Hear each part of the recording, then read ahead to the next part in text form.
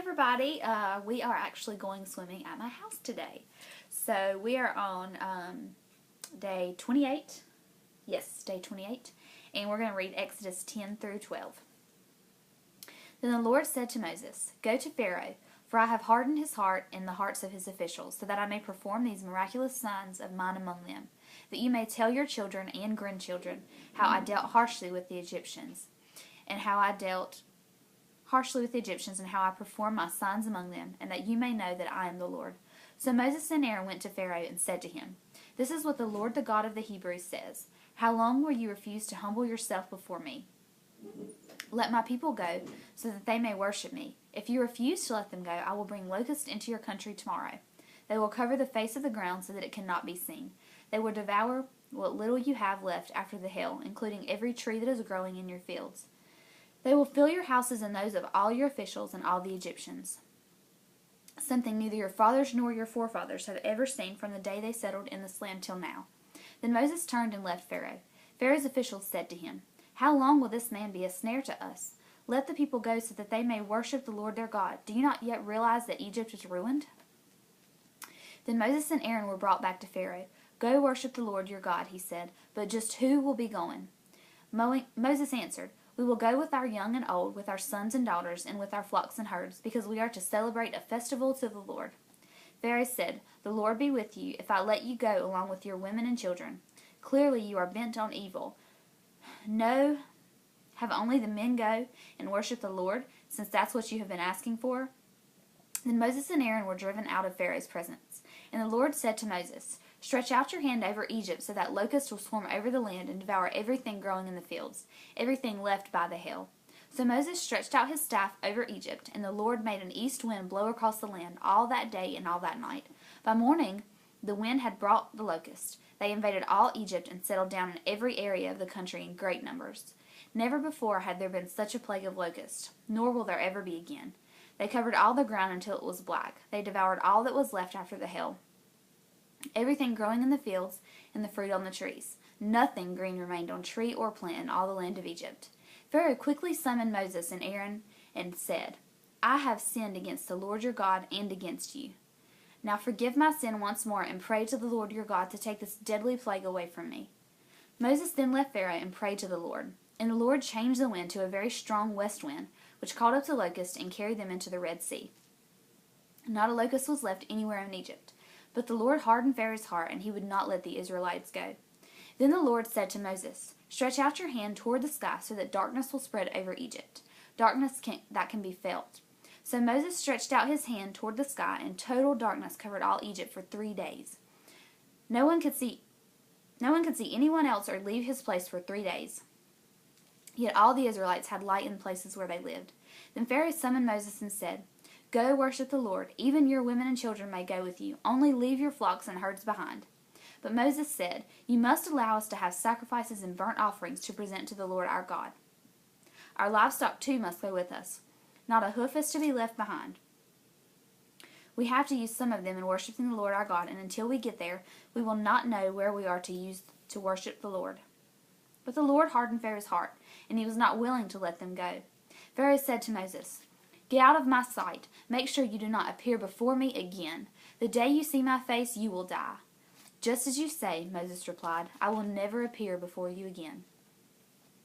Now the Lord had said to Moses, "I will bring one more plague on Pharaoh and on Egypt. After that, he will let you go from here. And when he does, he will drive you out completely. Tell the people that men and women alike are to ask their neighbors for articles of silver and gold." The Lord made the Egyptians favorable disposed toward the people. And Moses himself was highly regarded in Egypt by Pharaoh's officials and by the people. So Moses said, "This is what the Lord says. About midnight I will go throughout Egypt. Every firstborn son in Egypt will die, from the firstborn son of Pharaoh who sits on the throne to the firstborn son of the slave girl who is at her handmill, and all the firstborn of the cattle as well. There will be loud wailing throughout Egypt, worse than there has ever been or ever will be again. But among the Israelites not a dog will bark at any man or animal. Then you will know that the Lord makes a distinction between Egypt and Israel. All these officials of yours will come to me, bowing down before me and saying, 'Go, you and all the people who follow you.' After that I will leave." Then Moses, hot with anger, left Pharaoh. The Lord had said to Moses, Pharaoh will refuse to listen to you so that my wonders may be multiplied in Egypt. Moses and Aaron performed all these wonders before Pharaoh, but the Lord hardened Pharaoh's heart, and he would not let the Israelites go out of his country. The Lord said to Moses and Aaron in Egypt, "This month is to be for you the first month of your year. Tell the whole community of Israel that on the 10th day of this month each man is to take a lamb for his family, one for each household. If any household is too small for a whole lamb, they must share one with their nearest neighbor, having taken into account the number of people there are. You are to determine the amount of lamb needing in accordance with what each person will eat. The animals you choose must be year-old males without defect, and you may take them from the sheep or the goats. Take care of them until the 14th day of the month, when all the people of the community of Israel must slaughter them at twilight. Then they are to take some of the blood and put it on the sides and the tops of the door frames of the houses where they eat the lambs. That same night they are to eat the meat roasted over the fire, along with bitter herbs and bread made without yeast.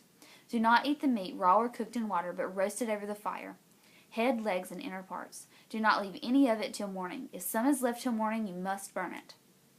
This is how you are to eat it, with your cloak tucked in your belt and your sandals on your feet and your staff in your hand. Eat it in haste. It is the Lord's Passover. On that same night I will pass through Egypt and strike down every firstborn, both men and animals, and I will bring judgment on all the gods of Egypt. I am the Lord. The blood will be a sign for you on the houses where you are, and when I see the blood, I will pass over you. No destructive plague will touch you when I strike Egypt. This is the day you are to commemorate. For the generations to come you shall celebrate it as a festival to the Lord, a lasting ordinance. For 7 days you are to eat bread made without yeast. On the first day remove the yeast from your houses, for whoever eats anything with yeast in it from the first day through the 7th must be cut off from Israel. On the first day hold a sacred assembly, and another one on the 7th day. Do not work at all on these days, except to prepare food for everyone to eat. That is all you may do.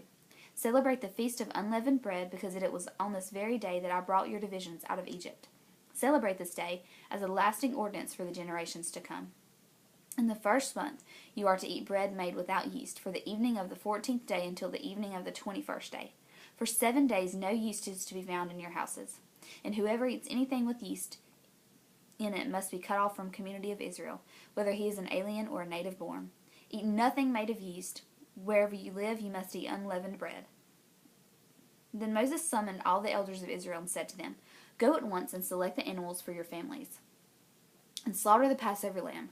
Take a bunch of hyssop, dip it into the blood in the basin, and put some of the blood on the top and both sides of the doorframe. Not one of you shall go out the door of his house until morning. When the Lord goes through the land to strike down the Egyptians, he will see the blood on the top and the sides of the doorframe, and will pass over that doorway, and he will not permit the destroyer to enter your houses and strike you down. Obey these instructions as a lasting ordinance for you and your descendants. When you enter the land that the Lord will give you as he promised, observe this ceremony. And when your children ask you, What does this ceremony mean to you? Then tell them, It is the Passover sacrifice to the Lord, who passed over the houses of the Israelites in Egypt and spared our homes when he struck down the Egyptians. Then the people bowed down and worshipped. The Israelites did just what the Lord commanded Moses and Aaron. At midnight the Lord struck down all the firstborn in Egypt, from the firstborn of Pharaoh, who sat on the throne, to the firstborn of the prisoner, who was in the dungeon, and the firstborn of all the livestock as well.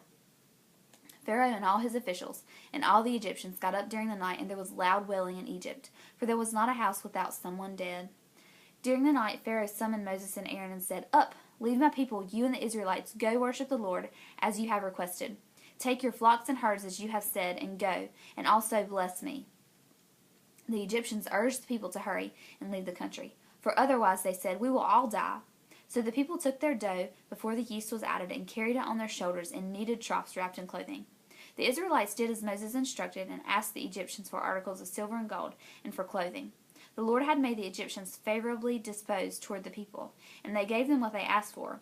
So they plundered the Egyptians. The Israelites journeyed from Ramses to Succoth. There were about 600,000 men on foot, besides women and children. Many other people went up with them, as well as large droves of livestock, both flocks and herds. With the dough they had brought from Egypt, they baked cakes of unleavened bread. The dough was without yeast because they had been driven out of Egypt and did not have time to prepare food for themselves.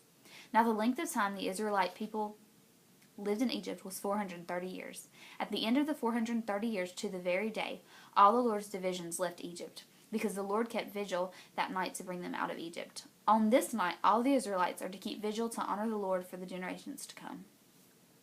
The Lord said to Moses and Aaron, "These are the regulations for the Passover. No foreigner is to eat of it. Any slave you have brought may eat of it after you have circumcised him, but a temporary resident and a hired worker may not eat of it.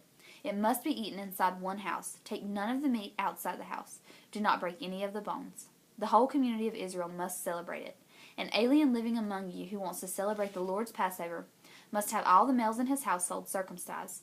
Then he may take part like one born in the land. No uncircumcised male may eat of it.